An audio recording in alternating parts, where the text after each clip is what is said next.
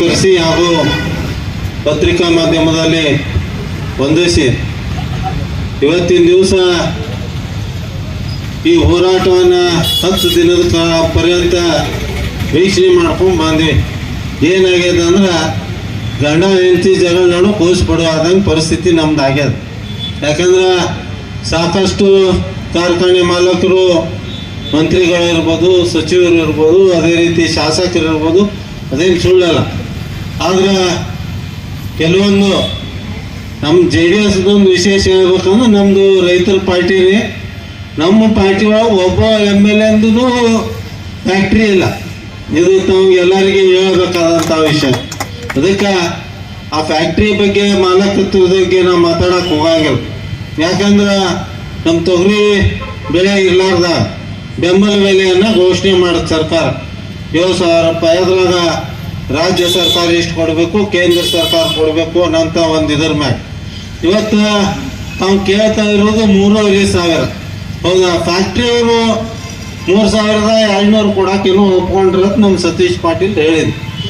3,200 ಅವ್ರು ಕೊಟ್ರೆ ಕೇಂದ್ರ ಸರ್ಕಾರ 8,000 ಹಾಕಿ ಮತ್ತು ರಾಜ್ಯ ಸರ್ಕಾರ ಇಬ್ರು ಕೂಡಿಸಿ 3,500 ಕೊಟ್ರೆ ತಪ್ಪೇನದು? ಅದಕ್ಕೆ ಇದನ್ನು ಮಾಡುವಂಥ ಕೆಲಸ ಸರ್ಕಾರ ಮಾಡಬೇಕು. ಅದೇ ರೀತಿ ಈಗೇನು ನಮ್ಮ ಜಿಲ್ಲೆ ಬಗ್ಗೆ ನಮ್ಮ ಮನುಕ ಆ್ಯಕ್ಚುಲಿ ರಾಜ್ಯದಾಗೆ ಭಾಳ ಸ್ವೀಟ್ ಇರುವಂಥದ್ದು ಯಾವುದರಿದ್ರೆ ಅದು ಬಿಜಾಪುರ. ಪೊಟ್ಯಾನ್ಷಿಯಲ್ ಹಾರ್ಟಿಕಲ್ಚರ್ ಜಿಲ್ಲೆ ಯಾವುದು? ಬಿಜಾಪುರ ಜಿಲ್ಲೆ. ಇಲ್ಲಿ ಕಬ್ಬು ಸಹಿತ ಭಾಳ ಅಚ್ಚುಕಟ್ಟಾಗಿ ಸಿಹಿನೇ ಬರ್ತೈತೆ ಅಂತ ಮಾತನ್ನ ನೀವು ಎಲ್ಲ ಒಪ್ಕೋಬೇಕಾಗತ್ತೆ. ಆದರೆ ಅದ್ರ ಜೊತೆ ನಾವು ಬರೀ ಫ್ಯಾಕ್ಟ್ರಿ ಅವ್ರ ಮ್ಯಾಗ ಹಾಕಿ ಕೂತ್ರ ಆಗಂಗಿಲ್ಲ. ನಮ್ಮ ಕರ್ತವ್ಯನೂ ಅದ. ಯಾಕಂದ್ರೆ ಫ್ರೀ ಅರೆಸ್ಟ್ ಮಾಡಿದ್ರೆ ಆ ಹಾಲು ಮತ್ತು ಇದು ಕಮ್ಮಿ ಬಂದೇ ಬರ್ತದೆ. ನಾವು 11 ತಿಂಗಳಿಗೆ ಮಾಡಿದೇವೆ ಅಂದ್ರೆ ನಮ್ಗೆ ಕರೆಕ್ಟ್ ಸಿಗ್ತದೆ. ಆದ್ರೆ ರೈತರಿಗೆ ಏನು ಗೊಂದಲ ಐತಂದ್ರೆ 11 ತಿಂಗಳಾಗೇನು ಫ್ಯಾಕ್ಟ್ರಿಗೆ ಜಲ್ದಿ ಕಬ್ಬು ಹೋಗ್ಲಿಲ್ಲ ಅಂದ್ರೆ ಬ್ಯಾಂಡ್ ಹಾಕೈತೆ ಅಂಜಿಕೆಯಿಂದ ಫ್ರೀ ಅರೆಸ್ಟ್ ಆಗ್ತದೆ. ಈ ಅಂಜಿಕೆ ಯಾಕಂದ್ರೆ ನಾವೊಬ್ಬ ರೈತ ಇರೋದ್ರಿಂದ ನನಗೆ ಗೊತ್ತದ. ನಾವು 4-5 ಎಕರೆ ಮೇಲೆ ಕಬ್ಬು ಹಚ್ಚಿದ್ವಿ, ಕಬ್ಬ ತೆಗೆದ್ಬಿಟ್ಟೇವೆ ನಾವೀಗ. ಯಾಕಂದ್ರೆ ನಮ್ಮ ಸಮಯದಾಗ ಫ್ಯಾಕ್ಟ್ರಿನೂ ಇಲ್ಲ, ಇದು ಬೇಡ ಅಂತೇಳಿ. ಯಾಕಂದ್ರೆ ಈ ಪರಿಸ್ಥಿತಿ ಏನಂತ ಗೊತ್ತದ ನಮಗೆ. ಮತ್ತು ಬಿಲ್ ಹಾಕಿಸ್ಕೊಳಕ್ಕೆ ಹೇಳ್ಬೇಕು. ಇವತ್ತು ನಮ್ಮ ಸಕ್ರಿಯ ಸಚಿವರು ಏನೋ ಇದ್ರೊಳಗೆ ಬಿಜಾಪುರ ಜಿಲ್ಲೆ ನಾವು ಅವರಲ್ಲಿ ಮನವಿಯನ್ನು ಮಾಡ್ಲಿಕ್ಕೆ ಬಯಸ್ತೀನಿ. ಎಲ್ಲ ಫ್ಯಾಕ್ಟ್ರಿಯ ಏನು ಮಾಲೀಕರು ಅದಾರ, ಎಲ್ಲ ಏನು ಕೋಆಪರೇಟಿವ್ ಶುಗರ್ ಫ್ಯಾಕ್ಟ್ರೀಸ್ ಅದಾವು, ಅವ್ರೆಲ್ಲರಿಗೆ ಕರೆದು ರೈತ ಮುಖಂಡರನ್ನು ಕುಣಿಸ್ಕೊಂಡು ಒಂದು ಸಭೆ ಮಾಡಿ ಇದಕ್ಕೆ ಪರಿಹಾರ ಕೊಡುವಂಥ ಕೆಲಸ ಅವ್ರು ಮಾಡ್ಬೇಕಂತೇಳಿ ನಾನು ಅಲ್ಲಿವರಲ್ಲಿ ಮನವಿಯನ್ನು ಮಾಡ್ಲಿಕ್ಕೆ ಬಯಸ್ತೀನಿ. ಯಾಕಂದ್ರೆ ನಾವು ಸುಮ್ಮನೆ ಈಗ ನೋಡ್ರಿ ಹೋರಾಟ ಮಾಡೋದ್ರಿಂದ ಯಾರಿಗೂ ಇದು ಆಗಂಗಿಲ್ಲ. ಇವತ್ತು ನಮಗೇನು ಯಾವ ಪಕ್ಷಾತೀತವಾಗಿ ಐತಿದ್, ಯಾವ ಪಾರ್ಟಿಗೂ ಕೆಟ್ಟ ಹೆಸರು ತರಬೇಕನ್ನೋಂಥ ಭಾವನೆಯಿಂದ ಹೋರಾಟ ಇಲ್ಲ. ನಮ್ಮ ನ್ಯಾಯಕ್ಕಾಗಿ ನಮ್ಮ ಹೋರಾಟ. ಯಾಕಂದ್ರೆ ಒಬ್ಬ ರೈತ ಇರೋದ್ರಿಂದ ರೈತರ ಕಷ್ಟ ಸುಖ ಏನೈತೆ ನನಗೆ ಗೊತ್ತದ. ಯಾಕಂದ್ರೆ ದೊಡ್ಡ ಫ್ಯಾಕ್ಟ್ರಿ ಮಾಡಿದವರು ಮಿನಿಸ್ಟ್ರು MLA ನೀವು ಹೇಳ್ದಂಗೆ ಲಾಸ್ ಐತಂದ್ರೆ ಅವರು 2 ಬಿಟ್ಟು 5 ಫ್ಯಾಕ್ಟ್ರಿ ಯಾಕೆ ಮಾಡ್ತಾರಂತೇಳಿ ನನಗೂ ಸಾಕಷ್ಟು ಜನ ಹೇಳ್ತಾರೆ ಶುಗರ್ ಫ್ಯಾಕ್ಟ್ರಿ ಲಾಸ್ ಅದಾವ್ರಿ. ಕೆಲವು ಜನ ಹೇಳ್ತಾರೆ ಲಾಸ್ ಇದ್ರೆ ಅವರು 1 ಇದ್ದಾರೆ 5 ಯಾಕೆ ಮಾಡ್ತಾರಂತೇಳಿ. ಯಾಕಂದ್ರೆ ತಮ್ಗೆ ಗೊತ್ತಿಲ್ಲ ರೈತರಿಗೆ ಸರಿಯಾಗಿ ಬಿಲ್ ಕೊಡುವಂತ. ಹಿಂದೆ ಹೋರಾಟ ಆದಾಗ ಬಹಳಷ್ಟು ಬಿಲ್ಗಳು ಪೆಂಡಿಂಗ್ ಇದ್ದು ಹೋರಾಟ ಆದಾಗ ರಿಲೀಸ್ ಮಾಡಾಕತ್ರು. ಅದಕ್ಕೆ ನಮ್ಮ ಸರ್ಕಾರ ಆದ್ರೂ ಸಹಿತ ನಿಗಾ ವಹಿಸ್ಬೇಕು.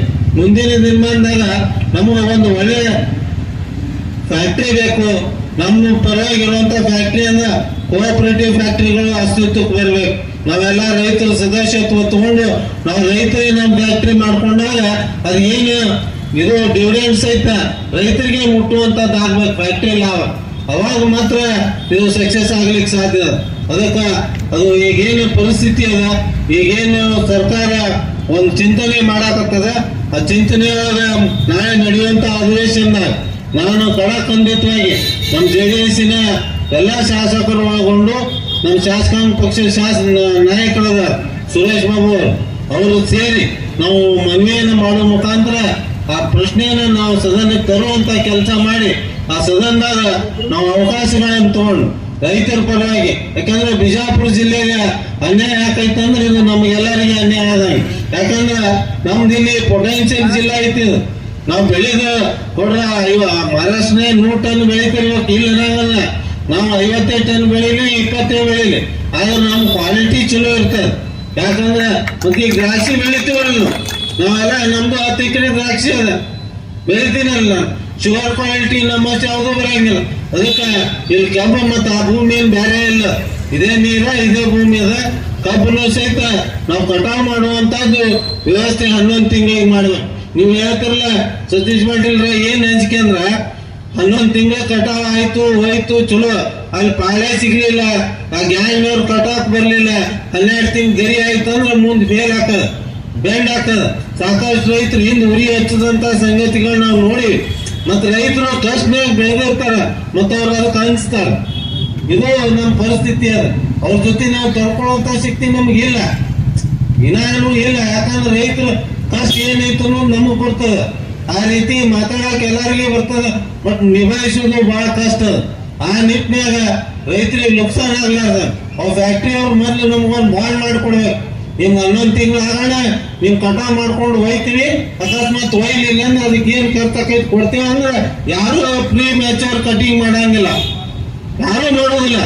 ಯಾಕಂದ್ರೆ ಅದು ಅಂಜಿಕೆದಿಂದ ಕಟಿಂಗ್ ಮಾಡ್ತೀವಿ. ಇವತ್ತು ನಾನಾ ರೈತರು ಗೌರವ ಬಿಡುವ ಮರ ಹಾಕ್ತೀನಿ. ಇವತ್ತು ಈ ಪರಿಸ್ಥಿತಿ ರೈತರು ಎಲ್ಲಿ ಹಾನಿ ಆಗೋದು, ರೈತರಿಗೆ ಹಾನಿ ಆಗೋದು.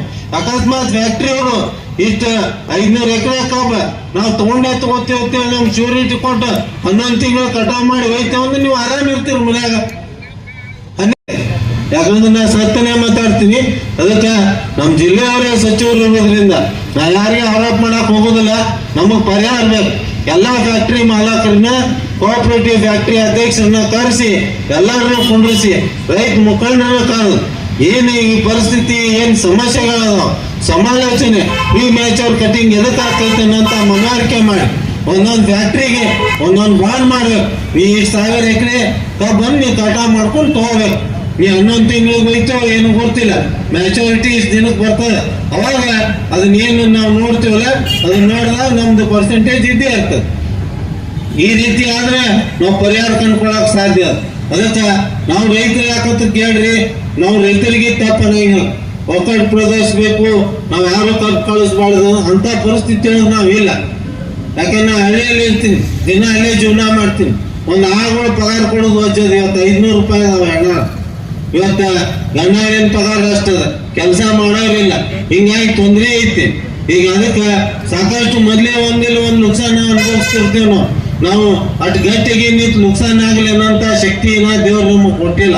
ಅದಕ್ಕೆ ನಾವು ಉಳಿಬೇಕಾಗಿದೆ. ಇವತ್ತು ಅದಕ್ಕೆ ಈ ಹೋರಾಟದ ಮುಖಾಂತರ ನಾ ಸರ್ಕಾರಕ್ಕೆ ಆಗ್ರಹ ಮಾಡ್ಲಿಕ್ಕೆ ಬಯಸ್ತೀನಿ. ನಮ್ಮ ವಿಜಯಪುರ ಜಿಲ್ಲೆಯಲ್ಲಿ ಫಲವತ್ತಾದಂತ ಕಬ್ಬದ, ನಮಗೂ ಏನ್ ಬೆಳಗಾವಿ ಜಿಲ್ಲೆ, ಹರಿಯ ಎಲ್ಲಾ ಕಡೆ ಮಹಾರಾಷ್ಟ್ರ ರೇಟ್ ಕೊಡ್ತಾರ, ಆ ರೇಟ್ ಕೊಡ್ಬೇಕು. ನಾವು 11 ತಿಂಗಳಿಗೆ ಹಾರಾಟ ಮಾಡಕ್ ರೆಡಿ ಅದೇ. ಆದ್ರೆ ಫ್ಯಾಕ್ಟ್ರಿಯಿಂದ ನಮಗೆ ಬಾಂಡ್ ಬೇಕಷ್ಟೇ. ಆ ಮಾಡುವಂತ ಕೆಲಸ ಸರ್ಕಾರ ಮಾಡ್ಲಿ. ಅದೇ ರೀತಿ ಈಗ ಕೇಂದ್ರ ಸರ್ಕಾರ ಮ್ಯಾಗ ರಾಜ್ಯ ಸರ್ಕಾರ ಹಾಕುದು, ರಾಜ್ಯ ಸರ್ಕಾರದ ಮ್ಯಾಗ ಕೇಂದ್ರ ಸರ್ಕಾರ ಹಾಕಿ ಅದು ಗಂಡ ಹೆಂಡತಿ ಜಗಳ ಮಾಡೋ ರೈತರು ಬಿಡುವಾಗ ಹಾಕತ್ತೀವಿ. ನಾವು ಆ ಎರಡು ಗಂಡ ಹೆಂಡತಿ ಕೂಸ್ ಬಿಡುವ ಅಂದಾಗ ನಾವ್ ಹಾಕತ್ತೀವಿ. ಈಗ ಎರಡು ಸರ್ಕಾರದ ಜವಾಬ್ದಾರಿ ಅದ, ನೀವು ಸಮಾಲೋಚನೆ ಮಾಡ್ಕೊರಿ. ನಮ್ಗೇನೈತದು, ನಮಗ್ ಸಮಾಲೋಚನೆ ಮಾಡಿ ಎಲ್ಲಾ ಕಾರ್ಖಾನೆ ಮಾಲಕರು ಹೇಳುದು, ಕೋಆಪರೇಟಿವ್ ಕಾರ್ಖಾನೆಗಳು ಹೇಳುದು ಏನೇನಲ್ಲ ಒಂದ್ ಸರ್ಕಾರ ಪರಿಹಾರ ಕೊಡುವಂತ ಕೆಲಸ ಆಗ್ಬೇಕು. ನೀವ್ ಹೆಂಗ ತೊಗರಿಗೆ ಬೆಂಬಲ ಬೆಲೆ ಸೂಚಿಸಿ ಕೇಂದ್ರ ಸರ್ಕಾರದ ಇಷ್ಟು, ರಾಜ್ಯ ಸರ್ಕಾರದ ಇಷ್ಟು ಅನ್ನೋಂಥದ್ದು ಕೊಡ್ತೇವೆ, ಅದೇ ರೀತಿ ಶೇಖರಣೆ ಮಾಡಿ ನಮಗ 3500 ಕೊಡುವಂತ ಕೆಲಸ ಸರ್ಕಾರ ಮಾಡ್ಬೇಕು ಅನ್ನೋಂತ ಆಗ್ರಹವನ್ನು ಮಾಡಿ ಏನಿಲ್ಲಿ ತಾವೆಲ್ಲರಿಗೂ. ಯಾಕಂದ್ರೆ ನಿಮ್ಮೊಳಗೆ ನಾವೊಬ್ಬ ರೈತ, ಯಾಕಂದ್ರೆ ಸಾಕಷ್ಟು ಜನ ರಾಜಕಾರಣಿಗಳು ಇರೋದ್ರಿಂದ ನಿಮ್ಗೇನು ತಪ್ಪರಿಕೆ ಬೇಡ. ಯಾಕಂದ್ರೆ ರೈತರು ಮೊದ್ಲು, ನಾವು ಹಿಂದಾಗಡೆ ಕಾರ್ಖಾನೆ ಅವೆಲ್ಲ ಹಿಂದಾಗಡೆ ಸೆಕೆಂಡ್ರಿ.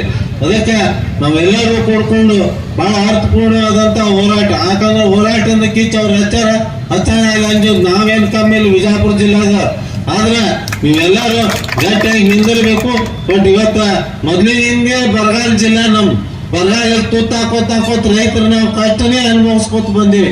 ಯಾಕಂದ್ರೆ ಆ ಪರಿಸ್ಥಿತಿಗೆ ಅಂಜಿ ನಾವು ಇದು ಮಾಡ್ಬೇಕಾಗ್ಯದ. ಅದಕ್ಕೆ ತಾವು ಎಲ್ಲರೂ ನಿಮ್ ಜೊತೆ ಇರ್ತೀವಿ.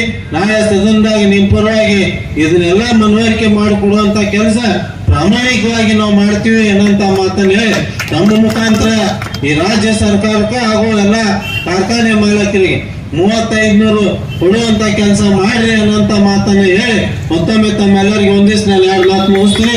ಜೈ ಹಿಂದ್, ಜೈ ಕರ್ನಾಟಕ, ಜೈ ಜವಾನ್.